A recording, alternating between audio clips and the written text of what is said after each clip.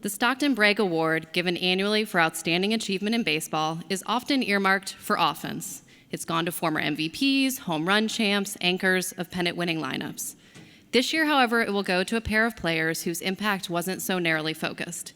Yes, Paul Goldschmidt and Kolten Wong had standout offensive seasons. Goldschmidt, in his first year with the Cardinals, led the club in homers, RBIs, hits, walks, slugging percentage, and multi-hit games. Kolten Wong had the best offensive year of his career and proved to be one of the National League's toughest outs in the second half. But those back-of-the-baseball card stats don't capture the breadth of the impact these two players had on the NL Central champs. On a team where base running became a strength and base stealing a suddenly used skill, no one was more adept than Wong. He and Goldschmidt also anchored an infield defense that, according to most defensive metrics, was the best in Major League Baseball.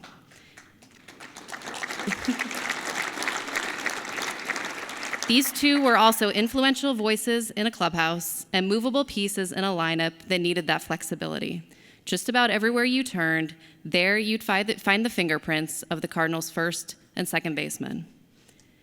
They share this award tonight for outstanding achievement with one other member of the 2019 team, and that's the manager who helped maximize their impact. Mike Shildt led the club back to the top of the NL Central while becoming the first manager in over a century to guide a team to the postseason without ever having played professionally himself. He did it with integrity, he did it with transparency, and he did it with a deep respect for franchise history.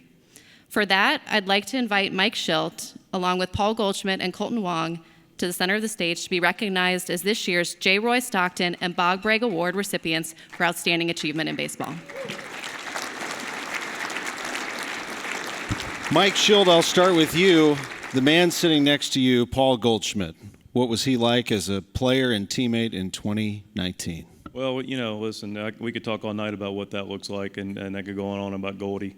The fact of the matter is we realized really early on what we had in something special, not only in his ability and his talent, but really in just conversation during the offseason. And one of the first things he was super clear about was no details too small.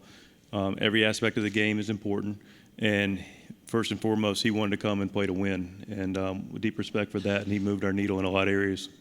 And Kolten Wong, having him at first base had to have been quite enjoyable for you. Honestly, when I was going to do my Gold Glove award acceptance, I was going to say thank you, Paul Goldschmidt, first off, because without this guy, man, it's like a vacuum at first base. I just throw it in the vicinity, he's going to make the play, so it's nice to have. What about as a teammate in that clubhouse? I mean, you like you said, like Miles said, you look at the accolades that this guy's won, but those accolades don't even begin to break the surface of what kind of man this guy is. On and off the field, just he's always there to pick you up when you're kind of pissed off, and you just watch how he goes about his business. He's a true professional on and off the field, and it's just somebody that you want to emulate your game after and emulate kind of how you go about life after. Let's hear it for Paul Goldschmidt.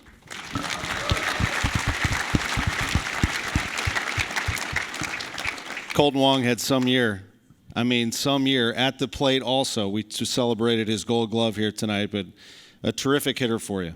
Yeah, well, first of all, the Gold Glove is something, and I was there in 2012 with Kolten, and so I've been able to be a part of his journey and blessed to be with him and see the hard work he's put in, and I'm happy for the reward he's able to receive individually, which helped us collectively. There's a lot of time, effort, energy that he's put into his craft, and I have a lot of respect for it, Kolten. Nice job, and congratulations. Thank you. Yep. Goldie, you have played with some great players. What did you think of the performance by Kolten Wong at second base? Yeah, it was unbelievable. I remember when I got traded, everyone was asking me what it was going to be like to play with Kolten, and I just hadn't played against him that often, but probably the biggest adjustment I had to make was not going after all the balls that he was getting. I wasn't used to playing with and I played with some really good second basemen. It's not a knock on them, but the way that he puts himself in position to get that ball to my right and his left. Finally, the coaching staff was like, "Hey, stop going to your right," and I was like, "All right." Then there was balls that I thought for sure base hits, and I was still making mistakes, but a lot less of them. Just like Kolten, get the ball and just go stand on first. And we heard him. And we heard him speak just a little while ago. I mean, the competitiveness, the fire that's in him, you can hear it, even on stage here in January.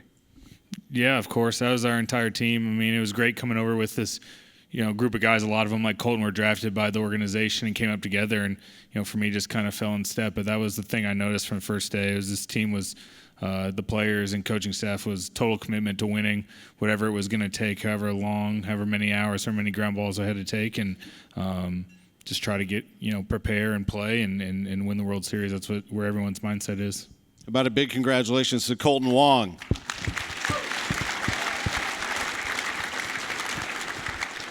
The NL Manager of the Year, Mike Shildt. When you heard that award being handed to your manager, what did you feel? Oh, that was incredible. Like Shildt said, I came up with him in 2012. So the journey we've taken from 2012 to now, to see the growth not only in myself, but you watch Shildt kind of coming through the system. And when he was with us in 2017, it was cool to see him finally get to this point. You're like, yes, finally.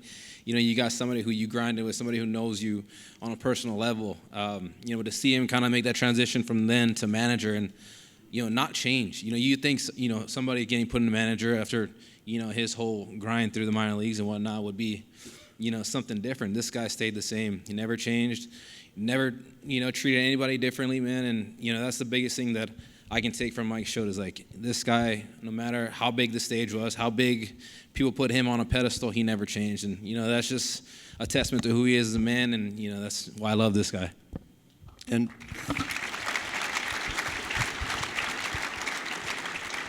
And Paul, you came over to a new team, but I'm sure it didn't take long for you to see what Mike Shildt was all about.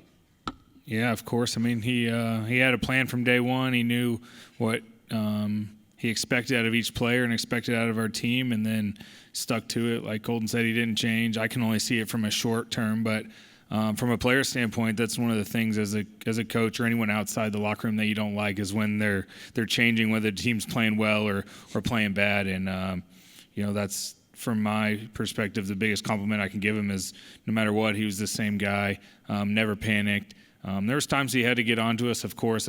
He had to, kind of change the way the team was going. It was an up and down season, but it was always coming from a place of love, a place of trying to make our team better. And then he also knew when there was times to just, hey, I know it's rough, let's ride it out, and we know how good you guys are.